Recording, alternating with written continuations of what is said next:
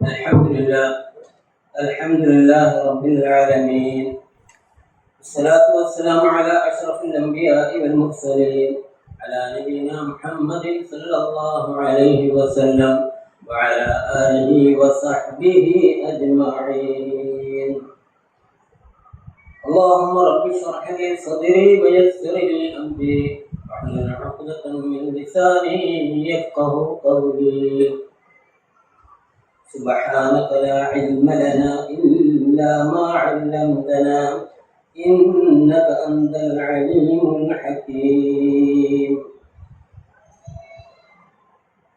വേദിയിലും സദസ്സിലുമുള്ള ബഹുമാന്യരായ സഹോദരന്മാരെ, സഹോദരികളെ, ഈ പ്രോഗ്രാമിന്റെ സംഘാടകരായ എൻ്റെ പ്രിയ സഹപ്രവർത്തകരെ, അസ്സലാമു അലൈക്കും. ഇന്ന് നാം ഇവിടെ ഇത് പറയാനുള്ളത്, ഇത് ഒരു ഇൽമിന്റെ സദസ്സാണ്. അതിന്റെ പവിത്രതയോടുകൂടി വേണം നമ്മൾ ഇവിടെ ഇരിക്കാൻ. ആൾക്കാരൊക്കെ അവിടെ ഇവിടെ ഇരിക്കരുത്. എല്ലാവരും അടുത്തടുത്ത കസറിൽ ഇരുന്നിട്ട് ബാക്കി വരുന്നവർ പുറകിൽ ഇരുന്നോളൂ. എല്ലാവരും മുന്നോട്ട് നീങ്ങിയിരിക്കണം. കാരണം ഈ പരിപാടി ഒരു ഇൽമിന്റെ സദസ്സാണ്. ആ സദസ്സിലേക്ക് റഹ്മത്തിന്റെ മലക്കുകൾ വരികയും നമുക്ക് വേണ്ടി ഒരുപാട് പ്രാർത്ഥിക്കുകയും ചെയ്യും. അത് അല്ലാഹു കബൂലാക്കുകയും ചെയ്യും. ആ ഒരു ഉദ്ദേശത്തോടുകൂടി, ആ ഒരു നിയ്യത്തോടുകൂടി വേണം ഇൽമിന്റെ ഏത് സദസ്സിലും നമ്മൾ ഇരിക്കാനും പഠിക്കാനും സംസാരിക്കാനും എല്ലാം.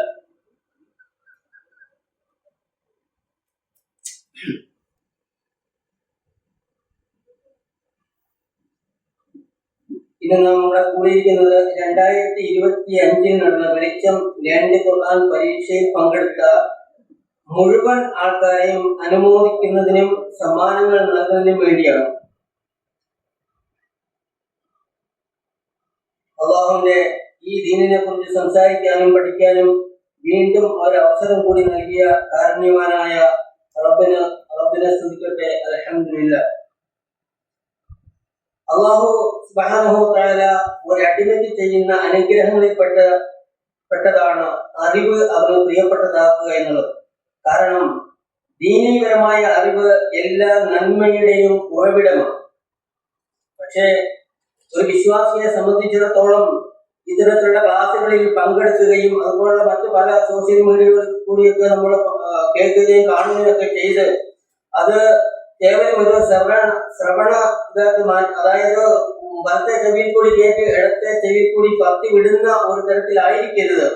മറിച്ച് സ്വർഗത്തിലേക്കുള്ള പാതകൾ എളുപ്പമാക്കാനുള്ള നിരവധി കാര്യങ്ങളിൽ ഒരു കാരണമാണ് അല്ലാഹുവിന്റെ ദീനിനെ കുറിച്ചുള്ള അറിവ് നേടുക എന്നുള്ളത്. മൻ സലക തരീഖൻ യൽതമിസു ഫീഹി ഇൽമ സഹറല്ലാഹു ലഹു ബിഹി തരീഖൻ ഇലൽ ജന്ന. ഇൽമിന്റെ പാതയിൽ ആരെങ്കിലും ഇറങ്ങി പുറപ്പെട്ടാൽ അത് കാരണമായി സ്വർഗത്തിലേക്കുള്ള വഴി അവൻ എളുപ്പമാക്കി കൊടുക്കും എന്നാണ് പറഞ്ഞിരിക്കുന്നത്. പ്രിയമുള്ളവരെ, നമ്മളൊക്കെ വെള്ളത്തിൽ ഈയാമ്പാറ്റകളെ പോലെ അല്ലെങ്കിൽ വെള്ളത്തിലെ കുമിളകളെ പോലെ ഏത് നിമിഷവും പൊലിഞ്ഞു പോകുന്ന നമ്മുടെ എല്ലാം ജീവിത ലക്ഷ്യം ഒരേ ഒരു ലക്ഷ്യം മാത്രമാണ്. ഇത് ലക്ഷ്യം വെക്കുന്നത്. അതുപോലെ ജന്നത്തിൽ ഫിർദൗസ് എന്ന സ്വർഗത്തിലേക്ക് കടക്കുകയാണ് അതിന്റെ ലക്ഷ്യം.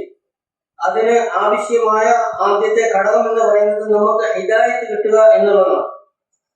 അൽഹംദുലില്ലാഹ്, ഇവിടെ കൂടിയിരിക്കുന്ന എല്ലാവർക്കും അത് കിട്ടിയിട്ടുണ്ട് എന്ന് വിശ്വസിക്കുന്നു.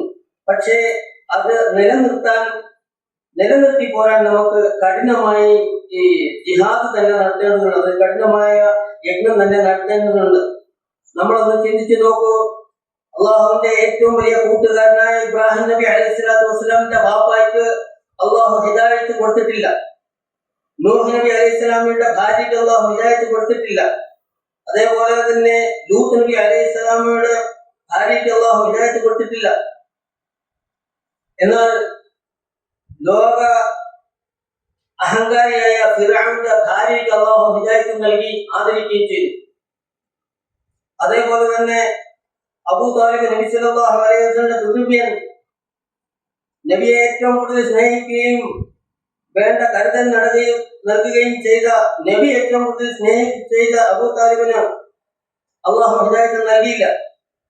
ആ അബൂ താലിബിന് വേണ്ടി ഹിദായത്ത് നൽകാൻ അള്ളാഹുവിനോട് പ്രാർത്ഥിക്കാൻ കൈയുയർത്തിയപ്പോൾ അള്ളാഹു സുബ്ഹാനഹു വ തആല ആയത്തിറക്കി, ഇന്നക ലാ തഹ്ദീ മൻ അഹ്ബബ്ത വലാകിന്ന അല്ലാഹ യഹ്ദീ മൻ യശാ. നബിയെ, നീ ഇഷ്ടപ്പെടുന്ന ഒരാൾക്ക് പോലും നിനക്ക് ഹിദായത്തിലാക്കാൻ കഴിയില്ല, ഞാൻ ഉദ്ദേശിക്കാതെ. അതായത് അള്ളാഹ് ഉദ്ദേശിച്ചെങ്കിൽ മാത്രമേ ഒരാൾക്ക് ഹിദായത്ത് ലഭിക്കുകയുള്ളൂ. അതിന് ഉദാഹരണങ്ങളാണ് നമ്മളിപ്പോൾ പറഞ്ഞത്. സൂറത്തുൽ ഫതഹില് അള്ളാഹു നബി സല്ലല്ലാഹു അലൈഹി വസല്ലമയ്ക്ക് അള്ളാഹു ഒരു വലിയ സന്തോഷം നൽകി. എന്താണ് ആ സന്തോഷം? നമ്മൾ പഠിച്ചതാണ്, പക്ഷെ മറന്നുപോയി കാണും. നബി സല്ലല്ലാഹു അലൈഹി വസല്ലമയ്ക്ക് തന്റെ ജീവിതത്തിൽ കഴിഞ്ഞു പോയതും വരാനിരിക്കുന്നതുമായ ഒരു പാപം ചെയ്തിട്ടില്ല എങ്കിൽ പോലും അള്ളാഹു പറയുകയാണ്, വരാനിരിക്കുന്നതുമായ എല്ലാ പാപങ്ങളും ഞാൻ പുറത്തു കൊടുത്തിരിക്കുന്നു. ഇതിൽ പരം സന്തോഷം ഒരാൾക്ക് എന്ത് വേണം? പക്ഷേ അങ്ങനെയുള്ള മഹാനായ പരിശുദ്ധ നബി സല്ലല്ലാഹു അലൈഹി വസല്ലം തന്റെ ജീവിതത്തിൽ അങ്ങോളം ഇങ്ങോളം പ്രാർത്ഥിച്ചിരുന്ന, ഒരുപാട് പ്രാർത്ഥിച്ചിരുന്ന, ധാരാളമായി പ്രാർത്ഥിച്ചിരുന്ന ഒരു ദുആ ഉണ്ട്. യാ മുഖല്ലിബൽ ഖുലൂബ് സബ്ബിത് ഖൽബി അലാ ദീനിക്. ആ ദുആയാണ് നമുക്ക് നബി സല്ലല്ലാഹു അലൈഹി വസല്ലം അങ്ങനെ അത് ഏറ്റവും കൂടുതൽ ചൊല്ലിയിട്ടുണ്ടെങ്കിൽ, പ്രാർത്ഥിച്ചിട്ടുണ്ടെങ്കിൽ, അങ്ങേയറ്റം കണ്ണുകൊണ്ടും കാതുകൊണ്ടും നാവുകൊണ്ടും കള്ളത്തരങ്ങളും ഒക്കെ പറയുന്ന നമ്മളൊക്കെ എന്തുമാത്രം പ്രാർത്ഥിക്കണം, അല്ലെങ്കിൽ നമ്മുടെ ഹിദായത്തിന്റെ ശക്തി എന്തുമാത്രം ഉണ്ടായിരിക്കും. അത് നമ്മൾ മനസ്സിലാക്കി ആ ദുആ അതേപോലെ നമ്മുടെ ആഖിബത്ത് നന്നാക്കാനുള്ള പ്രാർത്ഥന നമ്മൾ നിരന്തരമായി ചെല്ലുകയും വേണം. ഇതോടനുബന്ധിച്ച് തന്നെ പണ്ട് ഞാൻ പറഞ്ഞുള്ള ഒരു കഥ കൂടി പറയാം. നബി സല്ലല്ലാഹു അലൈഹി വസല്ലമയുടെ കാലത്ത് ഒരു സഹാബി ഉണ്ടായിരുന്നു. ബാങ്ക് വിളിച്ചാൽ ആദ്യമായി പള്ളിയിലേക്ക് എത്തപ്പെടുന്ന അദ്ദേഹമാണ്. അങ്ങനെ നിരന്തരം എല്ലാ വകുപ്പിലും ആദ്യമായി എത്തുന്ന, അങ്ങനെ അദ്ദേഹത്തിന് ഒരു പേര് കിട്ടി, പള്ളിയിലെ മാടപ്രാവ് എന്നറിയപ്പെടുന്ന ഒരു പേര് കിട്ടി. അങ്ങനെ പക്ഷേ അദ്ദേഹം എല്ലാ 5 വകുപ്പിലും നമസ്കരിക്കുകയും ചെയ്യും. സലാം വീട്ടിയാൽ ഉടനെ തിരിച്ച് വീട്ടിലേക്ക് പോവുകയും ചെയ്യും. അപ്പൊ ഇത് ബാക്കി ആരും പോകുന്നില്ല. ഇദ്ദേഹം എന്തുകൊണ്ട് പോകുമെന്ന് അന്വേഷിച്ചപ്പോഴാണ് അദ്ദേഹത്തിനും അദ്ദേഹത്തിന്റെ ഭാര്യയ്ക്കും കൂടെ ആകെ ഒരു നിസ്കരിക്കാനായിട്ട് ആകെ ഒരു മുണ്ട് മാത്രമേ ഉള്ളൂ. അല്ലെങ്കിൽ അന്ന് ഉപയോഗിച്ചിരുന്ന ഏതാണ് ആ ഒരു വസ്ത്രം മാത്രമേ ഉള്ളൂ. ആ വസ്ത്രം അദ്ദേഹത്തിന് പോയിട്ട് വേണം തന്റെ ഭാര്യയ്ക്ക് നിസ്കരിക്കാൻ. നമ്മുടെ അടുത്ത പോലെ ഇന്നത്തെ സ്കൂട്ടർ സബ് അതിന് ഗുണമൊന്നുമില്ല. പക്ഷെ കിലോമീറ്ററോളം നടന്നിട്ട് വേണമായിരിക്കും അദ്ദേഹത്തിന് വീട്ടിൽ പോകണം. അപ്പം ആ ഒരു അത്രയ്ക്കും ദരിദ്രനായിരുന്നു മനസ്സിലാക്കാം. അത്രയ്ക്കും ദരിദ്രനായ അദ്ദേഹം അങ്ങനെ ഒരു ദിവസം നബി സല്ലല്ലാഹു അലൈഹി വസല്ലമയോട് അദ്ദേഹം ഒന്ന് പറഞ്ഞു, എനിക്ക് എന്തെങ്കിലും ഒരു സാമ്പത്തികമായിട്ടുള്ള അത്രയ്ക്കും ദാരിദ്ര്യമാണ്, എനിക്ക് അതുകൊണ്ട് തന്നെ എനിക്ക് വേണ്ടി ദുആ ചെയ്യണമെന്ന് പറഞ്ഞു. അപ്പൊ നബി സല്ലല്ലാഹു അലൈഹി വസല്ലം പറഞ്ഞു, ഇതൊക്കെ പോരെ, ഇങ്ങനെയൊക്കെ ജീവിച്ചാൽ മതിയല്ലോ, നീ ഇപ്പം 5 ദിനം പള്ളിയിൽ വരുന്നുണ്ട്, ഇപ്പോൾ നിങ്ങളുടെ കുടുംബം അതേപോലെ തന്നെ നമസ്കാരത്തിൽ ഏർപ്പെടുകയൊക്കെ ചെയ്ത് കഴിയുന്നതും ഇതുപോലൊക്കെ കഴിഞ്ഞാൽ മതി എന്ന് പറഞ്ഞപ്പോൾ അദ്ദേഹം അങ്ങനെ മടങ്ങി. പിന്നെ കുറച്ചു ദിവസം കഴിഞ്ഞപ്പോൾ വീണ്ടും നബിയോട് ഇത് തന്നെ ആവശ്യപ്പെട്ടു, എനിക്ക് വേണ്ടി ദുആ ചെയ്യണം, ഞാൻ കടുത്ത ദാരിദ്ര്യത്തിലാണ്, എനിക്ക് അങ്ങനെ നബി സല്ലല്ലാഹു അലൈഹി വസല്ലം അന്നേരപ്പോഴും പറഞ്ഞു, ഇതുപോലെ നിങ്ങൾ ഉള്ളത് കൊണ്ട് തൃപ്തിപ്പെട്ട് ജീവിക്കുക, അള്ളാഹു നിങ്ങൾക്ക് നൽകും. പക്ഷെ കുറച്ചു ദിവസം കഴിഞ്ഞപ്പോൾ വീണ്ടും അദ്ദേഹം നബി സല്ലല്ലാഹു അലൈഹി വസല്ലം ഈ ആവശ്യം ഉന്നയിച്ചപ്പോൾ നബി സല്ലല്ലാഹു അലൈഹി വസല്ലം അദ്ദേഹത്തിന് വേണ്ടി ദുആ ചെയ്തു. അങ്ങനെ അദ്ദേഹത്തിന് ഐശ്വര്യം വർദ്ധിക്കാൻ ആദ്യം ഒരു ആട് കിട്ടി, അത് കഴിഞ്ഞ് 2 ആടായി 3 ആടായി, അങ്ങനെ ആയിരക്കണക്കിന് ആടുകളായി. അദ്ദേഹത്തിന് ഈ ആദ്യത്തെ ഈ പള്ളിയിലെ മാടപ്രാവ് എന്നുള്ള പേരൊക്കെ മാറിപ്പോയി. കാരണം പിന്നെ പള്ളിയിലേക്ക് വരാതായി. അങ്ങനെ എട്ടയ്ക്കും പഴയ്ക്കും അല്ലെങ്കിൽ ജുമായ്ക്ക് മാത്രം വന്നു. അത് കഴിഞ്ഞ് പിന്നെ ജുമായും ഇല്ലാതായി. അങ്ങനെ സാമ്പത്തികമായി ഒരുപാട് ഉയർന്നു. അദ്ദേഹത്തിന് സമയമില്ല, പള്ളി വരാനും മറ്റു കാര്യങ്ങൾ ചെയ്യാനും ഒന്നും സമയമില്ല. അവസാനം അദ്ദേഹം കുറെ സമ്പത്തുമായിട്ട് സക്കാത്തുമായിട്ട് നബി സല്ലല്ലാഹു അലൈഹി വസല്ലമയുടെ അടുത്ത് വന്നപ്പോൾ നബി സല്ലല്ലാഹു അലൈഹി വസല്ലമ ആ സക്കാത്ത് സ്വീകരിച്ചില്ല. ആ നബി സല്ലല്ലാഹു സ്വീകരിക്കാത്ത സക്കാത്ത് നബി സല്ലല്ലാഹു അലൈഹി വസല്ലമയുടെ കാലശേഷം അബൂബക്കർ സിദ്ദീഖ് റളിയല്ലാഹു അൻഹുവിന്റെ അടുത്ത് വീണ്ടും കൊണ്ടുവന്ന സക്കാത്ത്. അപ്പൊ അബൂബക്കർ സിദ്ദീഖ് നബി സല്ലല്ലാഹു അലൈഹി വസല്ലം സ്വീകരിക്കാത്ത സക്കാത്ത് എനിക്ക് ആവശ്യമില്ല എന്ന് പറഞ്ഞ് തിരിച്ചുവിടുകയാണ്. അപ്പോ ഞാൻ ഈ പറഞ്ഞതിന്റെ ഉദ്ദേശം, നമുക്ക് ഹിദായത്ത് കിട്ടുക, പള്ളിയിലെ മാടപ്രാവ് എന്നറിയപ്പെടുന്ന ആൾക്ക് ഹിദായത്ത് നഷ്ടപ്പെട്ടു. അപ്പോ അതൊക്കെ നമ്മൾ ചിന്തിക്കാനും പഠിക്കാൻ വേണ്ടിയാണ് ഇതൊക്കെ പറയുന്നത്. പരിശുദ്ധ ഖുർആനിൽ അല്ലാഹു പറയുന്നു, തീർച്ചയായും ഈ പരിശുദ്ധ ഖുർആൻ ഏറ്റവും ശരിയായ വഴിയിലേക്ക് വഴി കാണിക്കുകയും സൽക്കർമ്മങ്ങൾ പ്രവർത്തിക്കുന്ന സത്യവിശ്വാസികൾക്ക് വമ്പിച്ച പ്രതിഫലവുമുണ്ടെന്ന് എന്ന സന്തോഷ വാർത്ത അറിയിക്കുകയും ചെയ്യുന്നു. അങ്ങനെ പരിശുദ്ധ ഖുർആൻ നോക്കിക്കഴിഞ്ഞാൽ ധാരാളം സന്തോഷ വാർത്തകളും താക്കീതുകളും ഒക്കെ നമുക്ക് കാണാൻ കഴിയും. വത്തഖൂ യൗമൻ ലാ തജ്സി നഫ്സുൻ അൻ നഫ്സിൻ ശൈആ വലാ യുഖ്ബലു മിൻഹാ ശഫാഅത്തുൻ വലാ യുഖദു മിൻഹാ അദ്ലുൻ വലാ യുൻസറുൻ. അതായത് പറയുന്നത്, നാളത്തെ ഒരു മഹാ ദിവസത്തെ കുറിച്ച് നിങ്ങൾ സൂക്ഷിക്കുവിൻ. നാളെ പരലോകത്തേക്കുള്ള ഒരു മഹാ ദിവസത്തെ കുറിച്ച് നിങ്ങൾ സൂക്ഷിക്കുവിൻ. ആർക്കും ആരെയും സഹായിക്കാനില്ലാത്ത ഒരു കാലഘട്ടം നിങ്ങളുടെ മുമ്പിൽ വരാനിരിക്കുകയാണ്. ഒരു പ്രായശ്ചിത്തവും അവിടെ അള്ളാഹു സ്വീകരിക്കുകയില്ല, ഒരു സഹായം സ്വീകരിക്കില്ല, ഒരു ശഫാഅത്തും സ്വീകരിക്കുകയില്ലാത്ത ഒരു ദിവസം. ഇങ്ങനെയുള്ള പല സന്ദർഭങ്ങളിലും സന്ദർഭോചിതമായിട്ട് അള്ളാഹു പരിശുദ്ധ ഖുർആനിൽ കൂടി ഉദാഹരണ സഹിതം നമ്മളെ പഠിപ്പിക്കുന്നു. എന്റെ ദൗത്യമില്ല എല്ലാവരെയും സ്വാഗതം ചെയ്യുക എന്നുള്ളതാണ്. അതുകൊണ്ട് വളരെയധികം ചുരുക്കുകയാണ്. ഇസ്ലാം മനുഷ്യനോട് ആവശ്യപ്പെടുന്നത് ജീവിതത്തിന്റെ സമസ്ത മേഖലകളിലും സൂക്ഷ്മതയോടുകൂടി ജീവിക്കാനാണ്. അത് നമ്മൾക്ക് മൂല്യങ്ങളെ ഉയർത്തിപ്പിടിക്കാൻ സാധിക്കും. അതിന് നമ്മൾക്ക് മൂല്യങ്ങളെ ഉയർത്തിപ്പിടിക്കാൻ സാധിക്കണം. അതിൽ പ്രധാനമായും സത്യസന്ധത, വിശ്വസ്തത, നീതിബോധം എന്ന് തുടങ്ങി മുതലായ കാര്യങ്ങളിൽ കൂടിയും അള്ളാഹുവിന്റെ നിയമ നിർദ്ദേശങ്ങൾക്കനുസരിച്ച് ജീവിച്ചെങ്കിൽ മാത്രമേ നമുക്ക് തഖ്വയുള്ള ഒരു ജീവിതം ജീവിക്കുവാൻ സാധ്യമാകുകയുള്ളൂ. അള്ളാഹു അത് നമ്മളെ അനുഗ്രഹിക്കുമാറാകട്ടെ.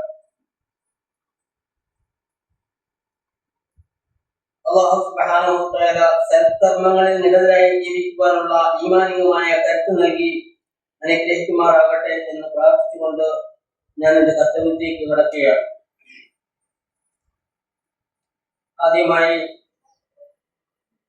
നമ്മുടെ പ്രിയങ്കരനായ KNM Changanassery president Riyas MS ഈ പരിപാടിക്ക് വേണ്ടി അങ്ങേയറ്റം കഷ്ടപ്പെട്ട വ്യക്തിയാണ്. കൂടാതെ ഈ യോഗത്തിന്റെ ചുക്കാൻ പിടിക്കുന്നതും അദ്ദേഹമാണ്. ഈ യോഗത്തിന്റെ പേരിൽ അദ്ദേഹത്തിനെ ആദരവുമായി സ്വാഗതം ചെയ്യും. അടുത്തതായി ഈ യോഗത്തിന്റെ ഔപചാരികമായ ഉദ്ഘാടനം നിർവഹിക്കുന്നതിന് വേണ്ടി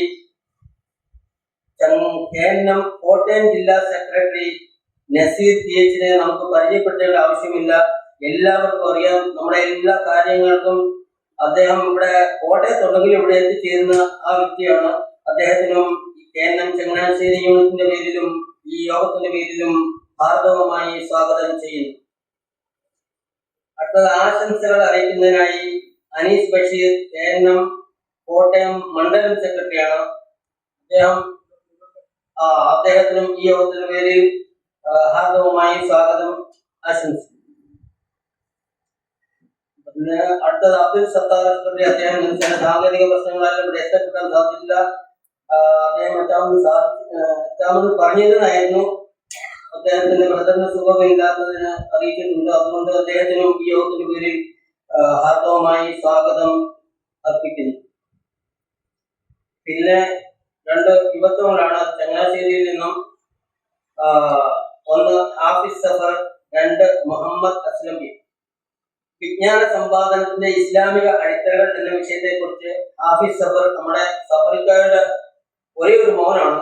ചങ്ങനാശ്ശേരി KNMന്റെ ജോയിന്റ് സെക്രട്ടറിയുമാണ്. ഈ യോഗത്തിന് വേണ്ടി ഒരുപാട് പ്രയത്നിച്ച വ്യക്തിയും അതിനുള്ള മനസ്സുള്ള വ്യക്തിയുമാണ്. ഹാഫിസ് സഫറിനും ഈ യോഗത്തിന്റെ പേരിൽ ഹാർദവമായി സ്വാഗതം ചെയ്യും. രണ്ടാമത്തത് നമ്മുടെ എല്ലാം പ്രിയങ്കരനായിരുന്ന ഷാജഹാൻ നമ്മളിൽ നിന്ന് വിട്ടുപിരിഞ്ഞു പോയി. അദ്ദേഹത്തിന് മഗ്ഫിറത്തും റഹ്മത്തും നൽകട്ടെ എന്ന് പ്രാർത്ഥിക്കുന്നു. അദ്ദേഹത്തിന്റെ മകനാണ്. നമസ്കാരത്തിന്റെ മാധുര്യം എന്ന വിഷയത്തെ കുറിച്ച് മുഹമ്മദ് അസ്ലം PS നമ്മളോട് സംസാരിക്കുന്നത്. അദ്ദേഹത്തിനും ഈ യോഗത്തിന്റെ പേരിൽ ഹാർദവമായി സ്വാഗതം ചെയ്യുന്നു. അടുത്തതായിട്ട് വിശുദ്ധ ഖുർആൻ പഠനം ജീവിതത്തിലേക്ക് എന്ന മുഖ്യ പ്രഭാഷണം നടത്തുന്നത് ഈരാറ്റുപേട്ടയിലെ യുവ പണ്ഡിതൻ അക്ബർ സലാഹി ആണ്.